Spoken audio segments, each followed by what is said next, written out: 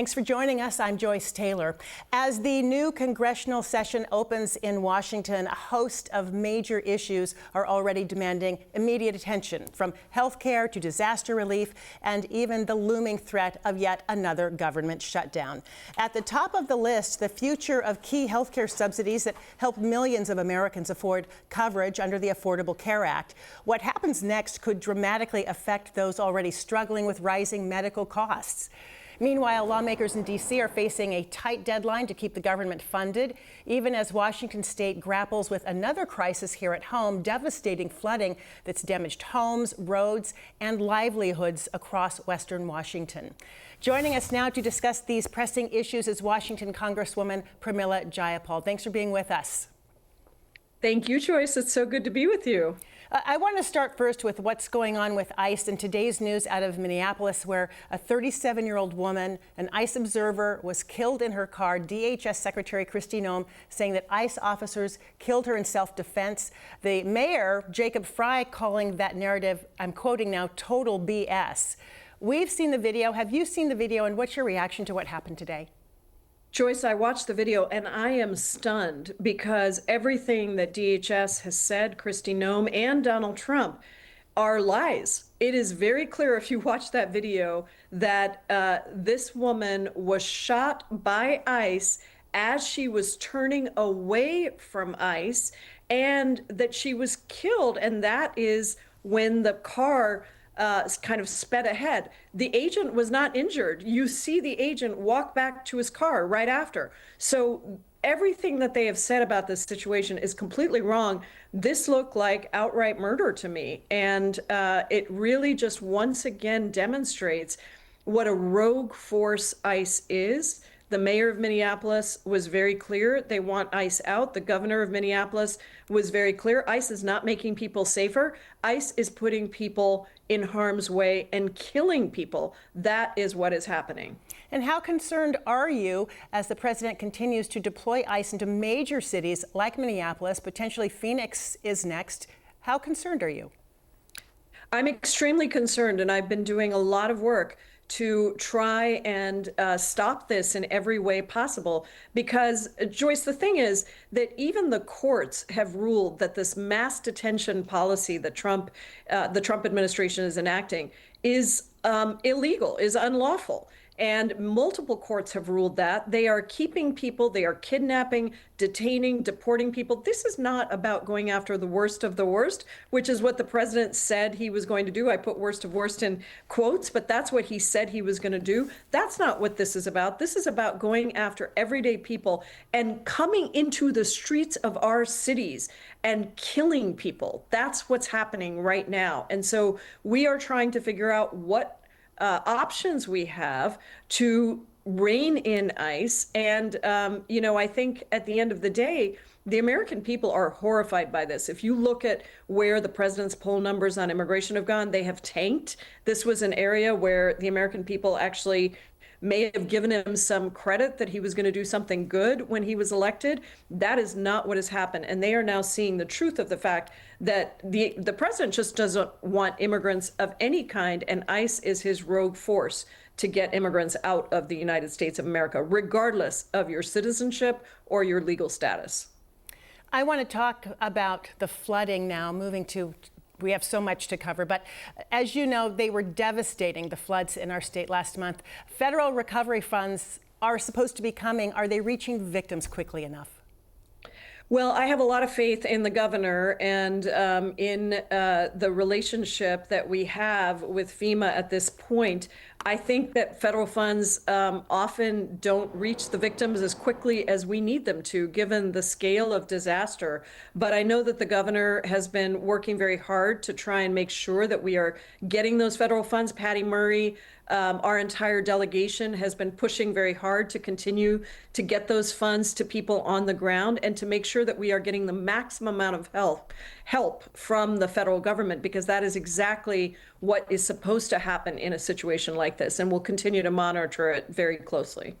Healthcare, very top of mind for a lot of people right now as ACA subsidies are facing renewed debate. What are the chances those subsidies will be extended for the next 3 years in your mind?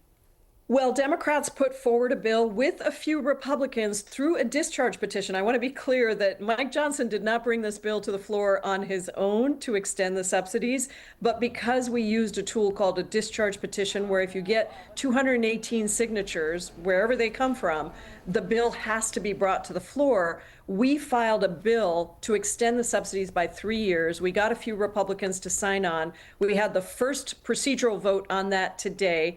It passed. The final vote will be tomorrow, and the American people will have a chance to see which Republicans are willing to ensure that we are actually going to get health care for people. And then, of course, it has to go to the Senate. So we are doing everything we can to push this because, Joyce, we know, and I'm hearing from constituents right now, people are paying $17,000, $20,000, $25,000 just for their health insurance premiums. That's before they get sick. That's just for their insurance premiums. That is unacceptable. And you mentioned it has to go then to the Senate and then to the president's desk, and he has to sign it. So there's a lot that must happen before those subsidies are renewed. I want to ask you about the GOP. Now, a very thin margin, still in the majority, 218 to 213, with the passing of Representative Doug LaMalfa. With another government shutdown looming, how confident are you that Congress will be able to make a deal to avoid that? Well, that is a good question. And first of all, I should say my heart goes out to Representative LaMalfa's family, his constituents. We had a moment of silence on the floor, and Republican or Democrat, we all understand what it means to lose a member of the House of Representatives. Their margin is even smaller because they also had another member who tragically had a car accident, and so is out of Congress for at least the immediate while. And we have a couple of special elections coming up where we will get some more Democrats seated as well. And so all of this to say that Republicans have to understand they can't do things just in a partisan way. That is certainly not the case in the Senate, where they need bipartisan votes to get to that 60-vote threshold.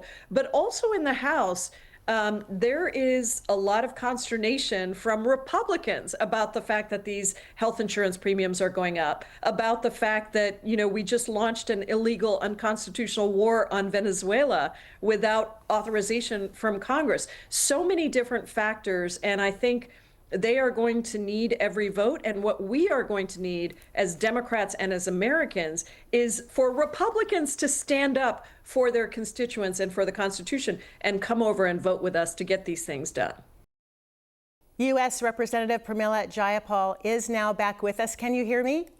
Yes, I can hear you. Fantastic. Great. Okay, I'm just going to ask this question because you brought it up as we were closing the last segment. Venezuela, after the U.S. raid, capture, and arrest of President Nicolas Maduro, as you know, he and his wife facing drugs and weapons charges here in the U.S. in New York. The president yesterday announced millions of barrels of Venezuelan oil will now be turned over to the U.S. And so my question is, how should Congress and the American people judge this moment that we're in? Joyce, let me just say, Maduro was an illegitimate leader. That is true. However, this was an unconstitutional and illegal action by the President of the United States to launch a military attack on Venezuela, a country that poses no imminent threat to the United States, and without any congressional approval. And today I was in a classified briefing. I can't divulge what was in that classified briefing, but what I will tell you is in my 9 years of Congress, I have never been so terrified coming out of a classified briefing that the complete disregard for Congress and the role of Congress coming from this administration means not only are American taxpayers absorbing the cost of this strike on Venezuela and anything that might follow from it, but also that this administration could do this to any number of other countries. And he seems to be talking about that right now.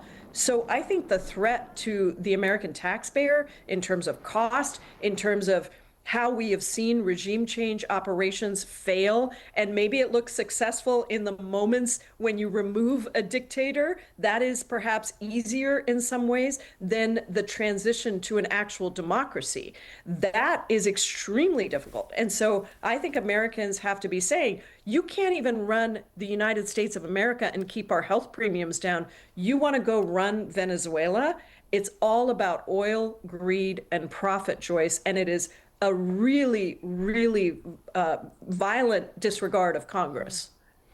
I want to also talk about a significant anniversary this week, yesterday marking 5 years since the January 6th attack on the Capitol. The White House website presented a very different story about what happened that day, blaming Democrats and Capitol Police. You were there. Your reaction to that narrative? Well, it's so distressing is an understatement, because I was there. I almost died that day. My constituents saw me on TV because I was one of the first shots coming out of the gallery where I was trapped. And I recall that day very clearly as if it were yesterday, the pounding on the doors, the insurrectionists calling for us to be killed, and being unable to exit the gallery, and then ultimately coming back and certifying the election. Donald Trump tried to steal an election and incite an insurrection.